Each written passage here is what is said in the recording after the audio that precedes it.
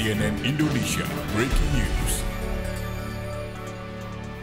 Anda masih menyaksikan CNN Indonesia Breaking News. Pemerintah resmi mengeluarkan peraturan pemerintah pengganti undang-undang atau Perpu untuk membubarkan ormas yang terindikasi radikal. Aturan Undang-Undang Ormas Nomor 17 Tahun 2013 yang dianggap tak lagi memadai menjadi alasan pemerintah mengeluarkan Perpu Nomor 2 Tahun 2017. Kecemasan pemerintah akan masa depan kesatuan NKRI menjadi pendorong dikeluarkannya Perpu Nomor 2 Tahun 2017.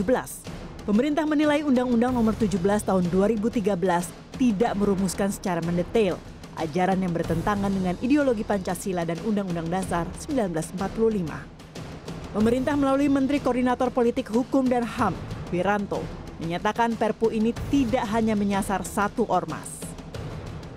Masih terdapat kegiatan ormas yang nyata-nyata bertentangan dengan Pancasila dan Undang-Undang Dasar yang tentu saja merupakan ancaman nyata terhadap eksistensi bangsa dan telah menimbulkan konflik di masyarakat. Undang-Undang Nomor 17 Tahun 2013 tentang organisasi kemasyarakatan telah tidak lagi memadai sebagai sarana untuk mencegah meluasnya ideologi yang bertentangan dengan Pancasila, bukan merupakan tindakan kesewenang-wenangan pemerintah, bukan. Wiranto juga menambahkan dalam undang-undang lama tidak mencantumkan asas hukum administrasi contrario actus. Asas itu adalah mengatur ketentuan, lembaga pemberi izin juga berwenang mencabut apapun membatalkan suatu ormas. Dalam Perpu Nomor 2 Tahun 2017, kewenangan ini akan berada di bawah Kementerian Hukum dan HAM. Menurut Wiranto, Perpu ini sudah sesuai dengan putusan MK Nomor 139 Tahun 2009. Dalam hal ini, ada 3 hal yang menjadi pertimbangan pemerintah. Pertama, adanya keadaan yang mendesak untuk menyelesaikan masalah hukum dan undang-undang secara cepat. Alasan kedua, belum adanya aturan hukum yang memadai. Perpu ini diterbitkan sebagai solusi agar tidak terjadi kekosongan hukum. Dan terakhir, kekosongan hukum tidak dapat diatasi dengan membuat undang-undang baru. Mengingat, proses pembuatan undang-undang baru akan membutuhkan waktu yang lama. Perdebatan lain dalam Perpu Nomor 2 Tahun 2017 ini adalah dihapuskannya prosedur pembubaran ormas yang sebelumnya diatur dalam Undang-Undang Nomor 7 Tahun 2013. Hizbut Tahrir Indonesia langsung menyatakan protes. HTI menyatakan Perpu ini dibuat sebagai jalan pintas pemerintah untuk membubarkan organisasi masyarakat yang dianggap tidak sesuai Pancasila. Karena dengan Perpu ini memberikan ancaman bagi bukan hanya Hizbut Tahrir tapi seluruh ormas yang ada. Tatkala ormas itu dinilai oleh pemerintah dianggap bertentangan dengan Pancasila dan seterusnya, maka dengan mudah pemerintah membubarkan. Pakar Hukum Tata Negara Yusril Iza Mahendra telah ditunjuk sebagai Ketua Tim Penasehat Hukum HTI dalam upaya untuk melakukan uji materi Perpu Nomor 2 Tahun 2017 ke Mahkamah Konstitusi. Pertama, ada ketumpang tindih pasal-pasal ini. Jadi pengaturan dalam pasal 59 itu tentang ormas yang melakukan penodaan terhadap agama dan lain-lain berkaitan dengan masalah suku, agama, ras dan lain-lain, itu sebenarnya juga pengaturan yang diatur dalam pasal 156 dari Kitab Undang-Undang Hukum Pidana. Tapi sanksi hukumnya berbeda. Jadi nanti ketika diterapkan yang mana yang mau dipakai. Pembubaran ormas radikal memang menjadi salah satu langkah untuk menjaga Pancasila. Namun yang tidak boleh dilupakan adalah mengamalkan nilai Pancasila dalam kehidupan berbangsa dan bernegara di negeri demokrasi ini. Ya, itu memang tadi Yusril Iza Mahendra adalah seorang yang kuasa hukum HTI saat ini, ya, dan memang upaya pembubaran HTI ini sudah dilangsungkan sejak bulan April. Beberapa instansi juga sudah angkat bicara mengenai hal ini. Salah satunya adalah Kapolri juga membilang bahwa bubarkan HTI, dan memang isu ini sudah langsung berlama begitu ya. Betul sekali. Dan untuk membahas terkait pembubaran HTI sudah ada juru bicara Istana Kepresidenan Johan Budi. Pak Johan, selamat pagi Pak. Halo.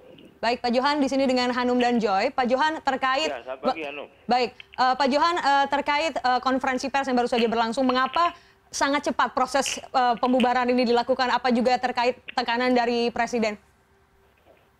Ya, jadi gini, Perpu kan sudah ditandatangani ya, dan pekan lalu diumumkan ya, dalam konteks keadaan mendesak ya. Karena itu setelah disampaikan, ditandatangani oleh Presiden, maka payung hukum itu sudah resmi ada ya, berbentuk peraturan pemerintah pengganti Undang-Undang Nomor 2 Tahun 2017 yang merupakan pengganti dari Undang-Undang Nomor 17 Tahun 2013. Nah, setelah Perpu ditandatangani, maka tindak lanjut adalah peraturan di bawahnya. Dalam konteks ini adalah di Kementerian Hukum dan HAM. Sehingga tadi diumumkan tentang quote-unquote pembubaran sebuah ormas yang anti Pancasila, gitulah bahasa kira-kira. Mengenai detailnya tentu di Kumham ya. Dalam konteks Perpu tadi yang ingin saya sampaikan, keputusan itu pun sebenarnya bisa di-challenge ya. Artinya Perpu diterbitkan, kemudian bisa juga diuji melalui bagi yang kontra ya. Bagi yang kontra bisa diuji melalui judicial review di Mahkamah Konstitusi, dan saya juga membaca sudah ada yang mengajukan itu ke Mahkamah Konstitusi. Selain itu juga DPR juga punya keputusan juga terkait dengan Perpu ini, apakah menjadi undang-undang ataukah tidak. Itu juga tergantung DPR ya, tujuan DPR yang nanti Perpu ini juga akan dibawa kepada DPR. Jadi ada dua hal yang bisa untuk menguji Perpu itu ya, bagi yang kontra. Baik Pak, apakah kegentingan yang memaksa terkait ormas yang bertentangan dengan Pancasila Pak, sampai terbitnya Perpu ini? Ya itu tadi, kalau Anda ingat beberapa bulan yang lalu, 3-4 bulan yang lalu kan ada gelombang ya dari masyarakat. Ya mungkin tidak semua masyarakat, tapi ada sebagian besar masyarakat juga yang menginginkan agar dilakukan tindakan yang tegas ya, terhadap ormas-ormas yang dengan terang-terang menyatakan bahwa tidak mengakui Pancasila. Ya, Pancasila sebagai dasar negara Republik Indonesia adalah kesepakatan bangsa ini. Nah, terhadap gelombang protes yang waktu itu muncul ya, kemudian Presiden memerintahkan kepada Menko Polhukam untuk melakukan kajian terhadap Undang-Undang Nomor 17 tahun 13 atau juga mengkaji mengenai situasi dan kondisi yang ada.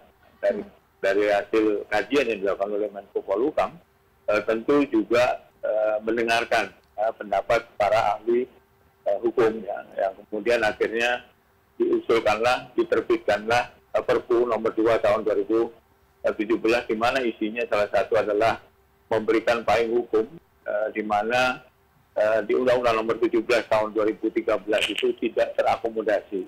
Nah, kondisi mendesak itu tentu definisi dari kondisi mendesak kalau kita mengacu pada konstitusi ya, Undang-Undang Dasar pasal 22 tahun 1945, itu kan Presiden memang punya kewenangan untuk menerbitkan peraturan pemerintah pengganti undang-undang.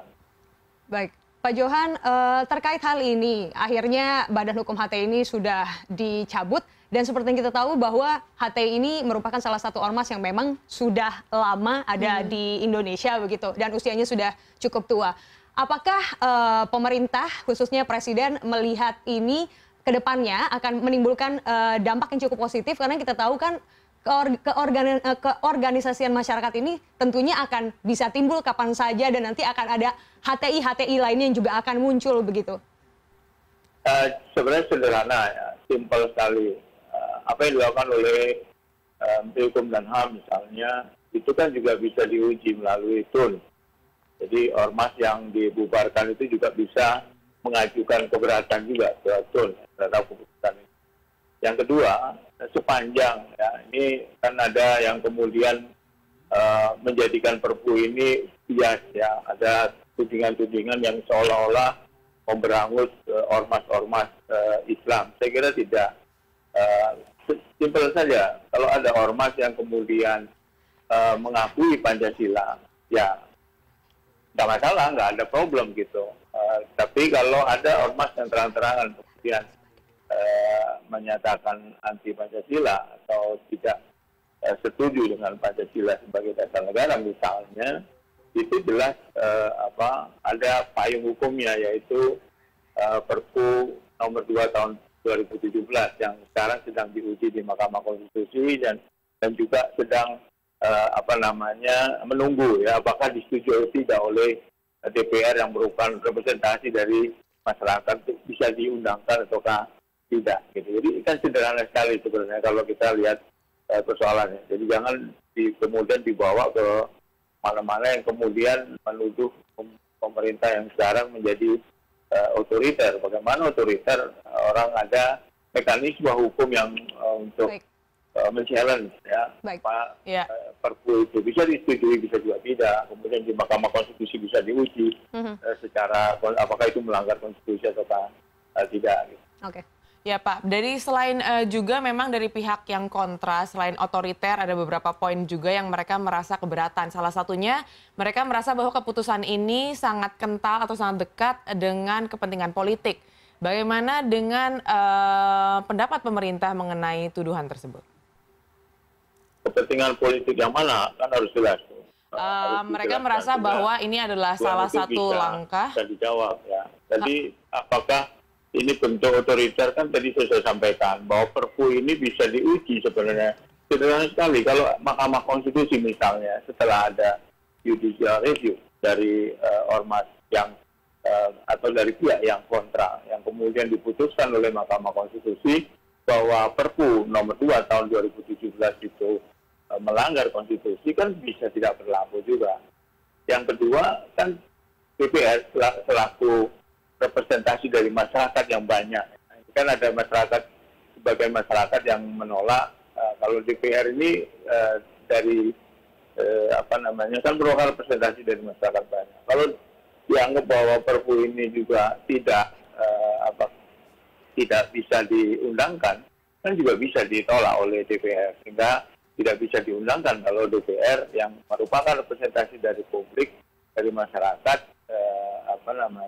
menolak ya Perpu ini. Nah, kalau DPR nantinya ya kemudian setuju dengan Perpu ini yang kemudian menjadi undang-undang, pertanyaannya adalah berarti masyarakat lebih banyak yang setuju dengan Perpu ini kan kalau PMK, atau kalau Mahkamah Konstitusi memutuskan bahwa Perpu ini dianggap konstitusional, berarti ya Perpu ini konstitusional, bukan sebuah bentuk langkah yang otoriter dari pemerintah. Saya kira itu. Baik, Pak Johan Budi, terima kasih sudah bergabung bersama kami di CNN Indonesia.